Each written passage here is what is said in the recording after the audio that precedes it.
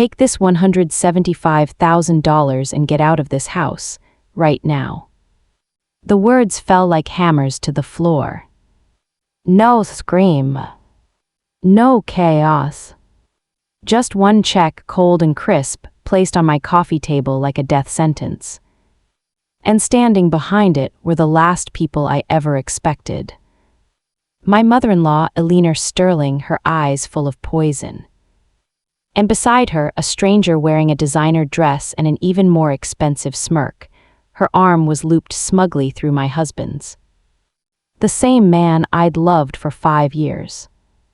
The same man I had built my life around. And now he stood behind 2 women who both carried messages. One, a disapproval that had been growing silently since the day we met. And the other, a pregnancy. It was supposed to be a celebration. That day I had cooked Malik's favorite dinner. The whole house was glowing with warmth and soft candlelight. I had even placed a small, gift-wrapped box in the center of the dining table. Inside it, a pregnancy test with 2 bold red lines. And our baby's very first blurry ultrasound photo. I believed it would be the start of our new chapter. The dream we had been waiting 5 years for was now a beautiful reality. I believed it would bring us closer. I thought he would cry, hold me, fall to his knees. But the door opened, and instead of love walking in, betrayal stormed through. Malik entered, his head slightly lowered, looking uncomfortable. Next to him, the woman in red held his arm like it belonged to her. Behind them, Eleanor walked in as if she owned the place. She didn't even remove her gloves. And her first words cut cleaner than a blade. "Let me introduce you to Kira," she said coldly, "daughter of Victor Vance, CEO of North Star Pharmaceuticals, and the future mother of my grandchild. She's giving us the heir we always dreamed of, something you could never do." I couldn't move, I didn't blink, I asked only one word. "Who?" Kira laughed softly, brushing a hand over her perfectly styled curls. Malik remained silent, completely silent, like a statue carved from guilt and cowardice. "Don't act surprised," Eleanor continued mercilessly. "You think we haven't noticed? You've been a liability from the beginning, 5 years and still no child. You've given him nothing but fatigue and failure." Then she dropped the bomb. She took out a stack of freshly printed papers and slid them across the table. Divorce papers already signed by Malik. And alongside them, a blank check with a 6 digits. $175,000, alms from our family, she said with a dismissive wave. "Consider it compensation for wasting 5 years of our time.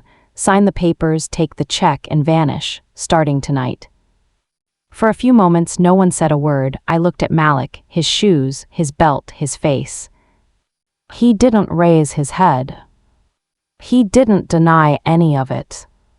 He chose silence, hoping it would protect him.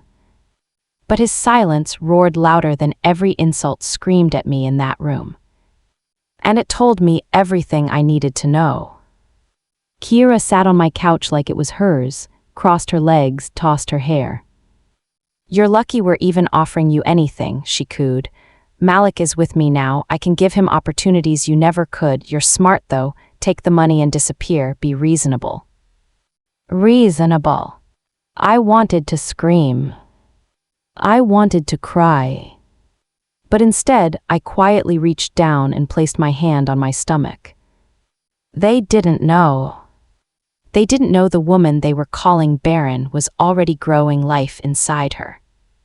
That I wasn't just a wife anymore. I was a mother.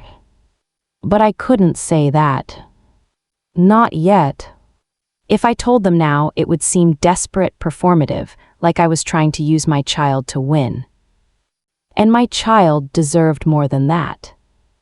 They deserved a queen, not a begging woman in tears. I stood up slowly, calmly.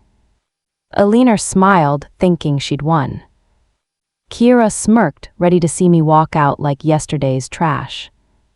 I picked up the check, studied it for a moment. Then I tore it in half.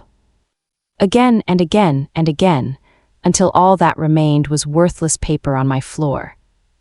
No amount of money can buy what you've destroyed, I said coldly, and Malik. I turned to him. Congratulations for becoming everything you once promised me you'd never be. And then I signed the divorce papers. Not because they wanted me to, but because I refused to share a roof with people so twisted they mistook love for leverage. I took nothing but a carry-on suitcase and my silence. I left the dinner on the table, the candles still flickering. No yelling. No slaps. Not even one last look. I walked right past them, chest tall, hand over my belly. They thought they were forcing me out. They didn't know they had freed me. But more importantly, they had let the lamb walk away, not knowing that soon she would return. As the wolf, they thought they'd buried me. But they didn't know I was a seed. The taxi drove through the silent city, taking me away from the house I once called home. I didn't cry, I didn't mourn. I had cried enough in that place, behind closed doors, into pillows soaked with betrayal. Now there was only silence around me. But inside me. Inside, a storm was brewing, one not fueled by revenge but by clarity. A new life stirred beneath my hand. Mine, ours, my baby and me. And I knew from now on I wasn't just Amara Lennox. I was someone far more dangerous. A mother with nothing to lose. We arrived at a towering glass skyscraper in Chicago, the Lakeshore Grand Penthouses. An imposing building most people only saw in magazines. The doorman recognized me immediately, no hesitation. Good evening, Miss Lennox. Yes, I said calmly, I'm home. As the elevator rose to the top floor, I watched the reflection of myself in the mirrored walls. There was no trace of the broken woman Malik and his family expected me to be. The silent wife had died that night. Only the phoenix remained. My penthouse was 5,500 sq-ft of understated elegance, flooded with golden light from panoramic windows. Every inch of it was mine. Paid in full. Furnished to perfection. Empty until now, because I had left it untouched while trying to build a life with a man who wasn't worthy of my floor dust. Imagine that. I gave up a palace to build a birdhouse with a crow. And now I was back with my child growing inside me and my fire fully lit. Telephone receiver, I picked up my phone and made one call. Tony, I said. A voice answered immediately, calm and efficient. Yes, ma'am. Activate Plan B. There was a moment of silence. Then, understood, full disengagement from all investments linked to Dr. Malik Sterling, the Sterling Private Clinic and North Star Pharmaceuticals. Yes, pull everything. And the hospital donations. Cease all support immediately. Click. That was it, the ripples had already begun. They just didn't know it yet. Do you want to know the truth, dear listener? The biggest lie in this whole story was me. They thought I was a modest woman with a small paycheck at a brokerage firm, an orphan with no backup, no family, no legacy. What they didn't know is, I had built an empire with my own bare hands before I ever took Malik as a husband. Briefcase, my secret life. I wasn't just in finance. I owned finance. By 23, I had turned a modest inheritance left by my late parents into a multi-million-dollar investment portfolio through sharp, calculated moves in high-risk global markets. I was an anonymous shark, masked by shell names. moving assets quietly, punching holes in power structures without ever showing my face. I wasn't a salary earner working in a cubicle. I was the nameless force reshaping medical institutions, tech startups, and energy funds just because I could. Why did I hide it? Because I wanted to be seen for more than just a number in someone's profit column. I wanted love that wasn't bought or calculated. So when I met Malik, the resident doctor who used to eat cold sandwiches in hospital break rooms, I saw sincerity. And I let him love the simple girl version of me. Not Amara the mogul. Not Amara the equity shark. But just Amara. And while he worked double shifts and saved up for a used car, I worked quietly behind the scenes. It wasn't luck that Malik was chosen for the rare surgical rotation in Boston. It wasn't fate that his name ended up praised at donor dinners. It wasn't coincidence that North Star partnered with his hospital when it did. It was me. I breathed career into his lungs, step by delicate step. Supported, sponsored, protected. But I never wanted credit. I never told him, not because I didn't trust him. Because I wanted him to believe in himself. I was trying to build a future with him, not in front of him. But when the dollar signs got too shiny, Malik didn't hold my hand. He let it slip from his grip. Repeat button, and that brings us back to now. As night blanketed the city, I changed out of my simple clothes and looked at the woman in the mirror. No more Amara the housewife. Before me stood Amara Lennox, owner of 7 shell companies, sole investor of 3 major surgical tech manufacturers, and soon, the silent destroyer of a fraudulent empire. Telephone receiver, I made a second call. To the maternity concierge, I said. Yes, Miss Lennox, welcome back.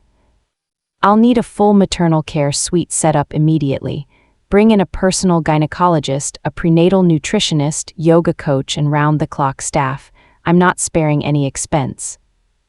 Noted. That night I stood in front of the wide glass window and sipped warm tea, one hand on my belly, watching the stars blink over the Chicago skyline. There's no room for weakness now, little one, I whispered to the life forming inside me. I promise you this. No one will ever humiliate your mother again. I wasn't just coming back stronger. I was coming back smarter, colder, sharper, and with access to the one thing Malik and Alina underestimated the most. Power. They fed off power and status. But they had never tasted fear. Until the day I snatched the ground from beneath their very feet. And they didn't even see my hands doing it. The headlines came first. Sterling Private Clinic delays grand opening amid supply chain issues. North Star Pharmaceuticals stock slides after sudden contract cancellations.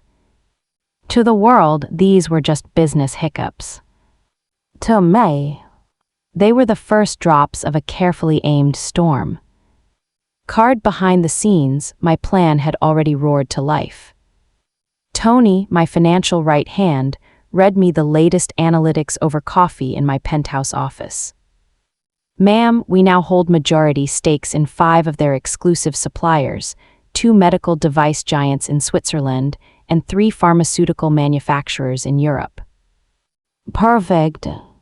These companies were the heartbeats of Malik's private clinic and his father-in-law's billion-dollar empire. If I pressed my fingers even lightly against those arteries, both would start gasping for oxygen. So I didn't press lightly. I squeezed. As a majority shareholder, I ordered immediate halts to all outbound shipments to the U.S. Supply chain strategy overhaul, we called it in the press releases. Friendly, harmless. Until sterile operating rooms sat empty. Until high-profile patients stormed out of Sterling Private Clinic demanding refunds. Until Victor Vance, Kira's father, realized his golden investment in his son-in-law's clinic had turned into a leaking sieve. He raged, screamed even.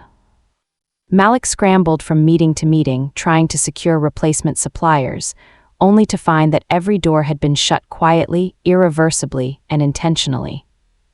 He didn't know the woman he forced out of his home had reinvented herself in a throne of glass 40 stories above Chicago.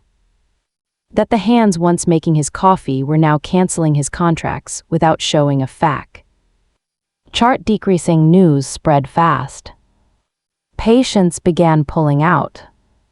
Influential doctors withdrew their professional alliance with the clinic. Negative reviews flooded from every corner. Kira, who once walked through hospital halls waving her designer bags and pregnant glow like a queen, now resorted to blaming Malik for every hiccup. "You let them walk all over us. Do you even know how humiliated I am?" He didn't even respond anymore. He was drowning. And oh, dear listener, let me tell you. Nothing tastes sweeter than watching those who discarded you now grasp desperately for the very hand they once released. But I wasn't done. No, not yet. North Star Pharmaceuticals was next. The Vance family's billion-dollar machine. My ownership, disguised through a labyrinth of silent partner companies, was now strong enough to control contracts, terms, even board-level decisions. I knew their numbers. And I knew their weaknesses. So I launched waves of subtle but devastating moves. Suggested audits on their reported drug efficacy. Quietly tipped a health agency journalist about North Star's questionable legal settlements. Froze international licensing renewals under the guise of corporate restructuring. Victor Vance was panicking. His company's image was slipping. Investors pulled out. Shareholders rebelled. And the SEC had just launched a probe into their imports. Malik's world wasn't just falling apart. It was melting. Back at my penthouse, I lived like royalty, but worked like a woman on a mission. Yoga in the morning, prenatal care at noon. And by evening, quiet, strategic destruction. Every night, a new piece of the empire that humiliated me crumbled. And every night, my child grew stronger inside me. It wasn't revenge. It was reset. They used wealth and legacy to drown a woman they thought was weak and replaceable. Now I was returning every stone they threw, sharpened, numbered, and precision-aimed. Stop sign, but I didn't announce myself.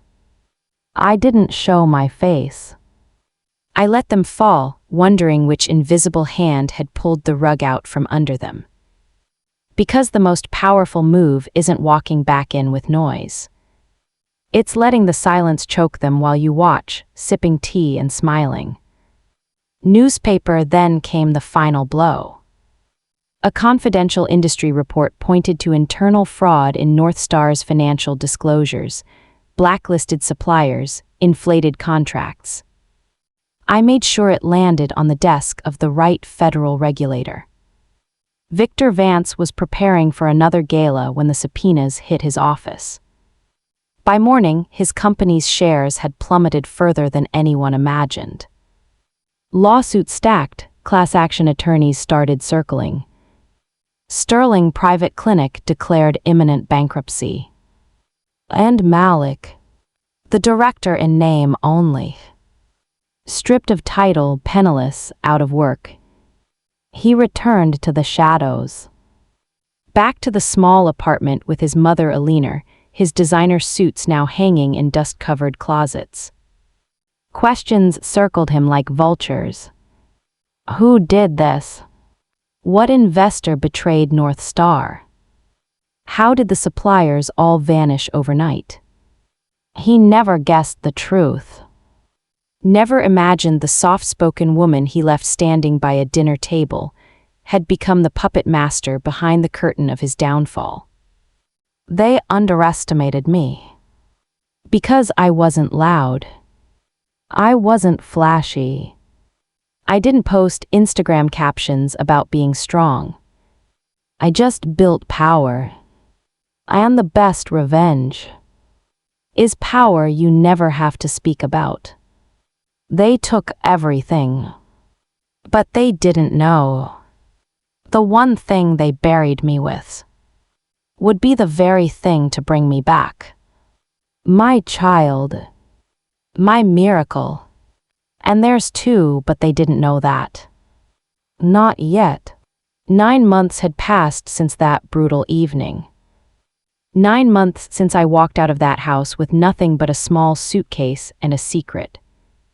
In those 9 months I had rebuilt a life, not just for myself, but for the tiny heartbeat growing stronger inside me each day. The world outside was burning for them at least. Malik's world had collapsed. North Star's empire had fallen. The Sterling name had become a joke in upper circles. And me. I was glowing, serene, composed, and incredibly, finally at peace. My penthouse had transformed into a haven for motherhood. The nursery was a cloud of whites and pastels, handcrafted furniture, hypoallergenic fabrics, books, lullabies, warmth. The door slammed open. Hard, loud, violent. Bang! Even the baby startled in his crib. Alina Sterling burst in first. Hair unbrushed, face red, fury pouring from her like venom. Behind her was Kira, breathless, disheveled in a designer outfit clearly thrown on in haste, her pregnant belly sticking forward like a flag of war. "You," Alina roared as her eyes locked on me. "No shame, no dignity, you dare come back into our lives like this." Kira marched forward, fire in her eyes, baring teeth like a cornered animal. Well, looks like someone's been busy," she spat, glancing at my son with disgust. "Who's the father, huh? Some new sugar daddy? Malik's your doctor now, is this the trap? Is this how you roped him back in?" I didn't say a word. But Malik, that silence that once kept him chained, snapped. "Enough," he barked, stepping between them and the bed. His voice surged like a dam breaking. "This is a hospital. That's my son. And this woman is the mother of the child I abandoned. Respect her or get out." Alina gasped like someone had slapped her. Kira froze. Malik turned to her then, voice soft but final. "I'm sorry, Kira, I can't unsee what I saw. He's mine. And you're not the woman I thought you were." Kira lunged at the crib. Whether to confirm her insecurity or lash out, I'll never know. But before she could reach my child, "A step away." The voice came cold and stale-edged. It was Tony, my legal advisor, flanked now by 2 professional security guards and a tall, silent man in a government-issued coat, a federal investigator. He approached calmly and presented paperwork. "Kira Vance, Alina Sterling, by order of the Chicago court system, you are being summoned to respond to multiple investigations involving financial fraud, tax evasion, interference with legal custody, and allegations of harassment." Alina staggered. Kira paled like a ghost. Tony didn't flinch. "Victor Vance is already in custody. All transactions, the fake pharmaceutical contracts, the counterfeit medication racket, it's under federal review." He turned to me then, gently now. "And Miss Lennox, as legal co-investor and whistleblower, you're cleared from all associations and protected under private citizen status. Congratulations." You should have seen their faces. The woman who once called me barren and tossed money at me like a beggar, now reduced to a mute witness of her own destruction. As security escorted the 2 women out, Kira screaming, Alina cursing empty threats, Eleanor stopped at the door. She turned and looked back at me. "What are you?" she asked in a whisper. "Who the hell are you?" I answered her calmly. "I'm the woman you inspired me to become." They were gone. It was quiet again. For a long while, Malik didn't speak, not until the baby stirred and he glanced at him like he was watching a sunrise and a storm all at once. He turned to me. Eyes glassy, voice shaky. "Amara, I destroyed everything good in my life. I don't deserve you, and I know that. But please let me be part of his life. Let me try." He bent his knees, dropped to the floor. He begged. I placed my hand over my child's chest, calming him, then looked down at Malik. "You'd expect me to say no. But I didn't. Not because I loved him. Not because I forgot. But because I had grown. And grown people don't cling to hate, they evolve beyond it." "Stand up," I said quietly. "You may visit your son. You may know him. You may love him as a father. But as for me, the woman you took for granted is gone. And she's never coming back." He nodded, tears brimming. Acceptance in his silence. He would be a father but never again a husband. His sentence. To live with memory, regret, witnessing the life he rejected blooming without him. And that was enough for me. Black heart, you see, dear listener. The greatest revenge isn't destruction. It's peace. True, untouchable peace. To rise from ashes not as a flame out to scorch, but as a sun so high up no one can touch you again. Pushpin final words, the woman who rose. I walked away from everything once, and they thought I was broken. But I became what they feared most. A woman who doesn't need anybody to survive. And what did I gain? Not money, not victory, but a life full of freedom. A son who brings joy. A name no longer tied to shame. And a heart finally free. I didn't just come back. I came home to myself.